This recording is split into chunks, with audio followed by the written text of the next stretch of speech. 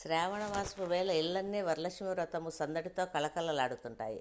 వరాలిచ్చే వరలక్ష్మీదేవిని ఇంట్లోకి ఆవాహనం చేసుకుని కల్పవల్లి అనుగ్రహాన్ని పొందేందుకు ఏడాదంతా ఎదురు చూస్తారు అతివలు. ఈ చల్లని రూపాన్ని చేతులతో అలంకరించుకుని మురిసిపోతారు. ఈ అలంకారంలో భాగమవుతూ వరాల తల్లిని అచ్చంగా ఇంటికి తెచ్చే ప్రతిమలు తయారవుతున్నాయి ఇప్పుడు. శ్రావణమాసపు రెండో శుక్రవారం లేదా శ్రావణ పూర్ణిమకు ముందు వచ్చే శుక్రవారం నాడు వరలక్ష్మీదేవిని పూజిస్తే సకల శుభాలు కలుగుతాయని పురాణోక్తి.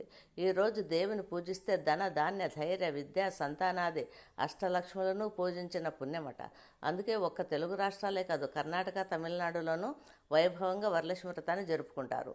పద్మాసనాయ పద్మకరే సర్వలోకైక పూజితే నారాయణ ప్రియే దేవి సుప్రీత భవ సర్వదా అంటూ రెండు చేతులు జోడించి మది నిండా ధ్యానించిన భక్తులను కోరిన కోరికలన్నీ తీర్చే శుభాలను ప్రసాదించే కరుణా తరంగిణి అమ్మ. అందుకే ఈ రోజున అమ్మవారిని చీరలు రవికెలు పాలు పండ్లు తీయని నైవేద్యాలు పచ్చని తోరణాలతో యథాశక్తిగా పూజిస్తారు. అయితే ఈ పూజా విధానంలో అమ్మవారిని ఇత్తడి రాగి చెంబులతో పాటు కొబ్బరికాయ ఉంచిన కలశ రూపంలో పూజించేవారు కొండదైతే, సాక్షాత్ అమ్మవారే దిగివచ్చి ఇంట్లో కొలువైందా అన్నట్టు అమ్మవారి రూపాన్ని ప్రతిష్ఠించుకొని అర్చించేవారు మరికొందరు. మామూలుగా అయితే అమ్మవారి రూపాన్ని తయారు చేసేందుకు బిందె మీద బిందె పెట్టి దానిని జాగ్రత్తగా సగానే నుంచి కుచ్చిళ్ళు పోసిన చీరను కట్టి ఆ పై బిందె మీద అడ్డంగా ఓ కర్ర నమర్చి దాని మీదుగా పమిట వచ్చేలా కడతారు. అమ్మవారి ముఖం తయారీకి కూడా గుండ్రని పెద్ద కొబ్బరికాయ నన్నుకుని దాన్ని కత్తిలాంటి పదునైన వస్తువుతో పీచు లేకుండా నున్నగా చేసి దానిని ముందు రోజే పసుపు లంక రాసి పక్కకు పెడతారు. కొబ్బరికాయను కళ్ళు ముక్కు అమర్చడంతో పాటు పీచు భాగం నుంచి జడ వచ్చేలా తయారు చేస్తారు. అంతా అయిన తర్వాత పూలు గొలుసులు జడబిల్లలు ముక్కు పుడకలు పెట్టి అలంకారాన్ని పూర్తి చేస్తారు. ఇదంతా చేసేందుకు కనీసం 3-4 గంటల సమయం పడుతుంది.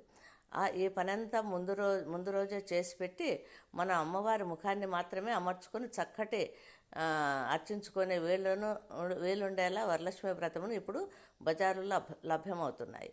అలంకారం చేసి పూజించడం అలవాటు ఉన్న వాళ్లే కాదు, అలంకారం చేయడం చేతరాని వాళ్ళు కూడా కొత్తగా పూజ మొదలు పెడుతున్నారు కూడా. చక్కగా అమ్మవారి రూపాన్ని ప్రతిష్ఠించుకునేందుకు ఈ ప్రతిమలు సాయపడతాయి. మంచి రంగుల్లో చక్కగా కిచ్చుళ్ళు పోసిన పెద్దంచుతో కట్టిన చీరతో మెడభాగం వరకు ఈ వరలక్ష్మి రూపాలు తయారవుతున్నాయి. ఆసనం మీద అభయముద్రతో కూర్చొని ఉన్నట్టుగా ఈ ప్రతిమను తెచ్చుకొని అలంకరించి కొబ్బరికాయతో చేసిన ముఖాన్నో లేక అమ్మవారి ముఖంలో బజార్లో దొరుకుతున్న రూపాన్నో అమర్చుకుని అర్చించుకోవచ్చు. ముఖంలో సహా సెట్గా వస్తువులన్నీ దొరుకుతున్నాయి. ఈ రకం ప్రతిమలను మనకిష్టమైన చీర కట్టి నగలను అలంకరించడం సులభమే. అడుగున్నర ఎత్తులో ఉండే ఈ అమ్మవారి రూపాలు ప్రధాన నగరాల్లోని పెద్ద దుకాణాల్లో పాటు ఆన్లైన్ దొరుకుతున్నాయి. మరి చూడచక్కని వరలక్ష్మి రూపాన్ని మన ఇంటికి ఆహ్వానిద్దాము.